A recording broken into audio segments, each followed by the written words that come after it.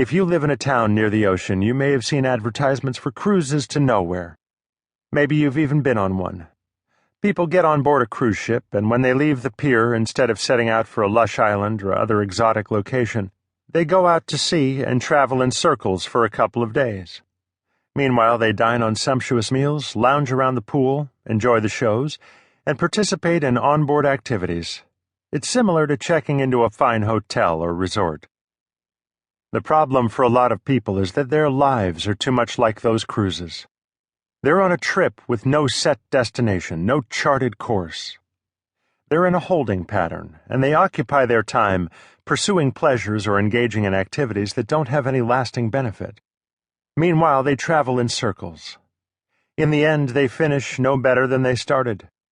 A cruise to nowhere may be a fun way to occupy a few days of vacation time, but it's no way to spend your life. As I mentioned before, success is a journey. You don't suddenly become successful when you arrive at a particular place or achieve a certain goal. But that doesn't mean you should travel without identifying a destination. You can't fulfill your purpose and grow toward your potential if you don't know what direction you should be going. You need to identify and sail toward your destination. In other words, you need to discover your dream. The power of a dream. I believe that each of us has a dream placed in the heart. I'm not talking about wanting to win the lottery. That kind of idea comes from a desire to escape our present circumstances, not to pursue a heartfelt dream. I'm talking about a vision deep inside that speaks to the very soul. It's the thing we were born to do. It draws on our talents and gifts. It appeals to our highest ideals. It sparks our feelings of destiny. It is inseparably linked to our purpose in life. The dream starts us on the success journey. When I look for the name of a person who identified and lived out his dream, I think of auto industry pioneer and visionary Henry Ford. He asserted, "The whole secret of a successful life is to find out what it is one's destiny to do, and then do it." Ford's dream grew out of his interest in anything mechanical. From boyhood, he had a passion for studying and tinkering with machinery. He taught himself about steam engines, clocks, and combustion engines. He traveled around the countryside doing repair work for free, just so he could get his hands on machines. He became a mechanic and watchmaker.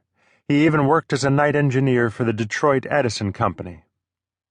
Ford became increasingly intrigued by the idea of the automobile, and he devoted more and more of his attention to it. In 1896, he built his first car in a shed behind his house. After that, he continued to think about how to improve his early efforts, and he studied the works of other car builders, including that of Ransom E. Olds, who manufactured the first Oldsmobile in 1900. Out of his love for machinery and intrigue over the automobile grew Ford's dream, the creation of an inexpensive, mass-produced automobile. Until then, the new horseless carriage had been an expensive luxury item, available only to the rich. But Ford was determined to put the automobile within the reach of the common person. In 1899, he helped form the Detroit Motor Company. But when his fellow organizers balked at the idea of manufacturing their product inexpensively in order to sell it to the masses, he left the company.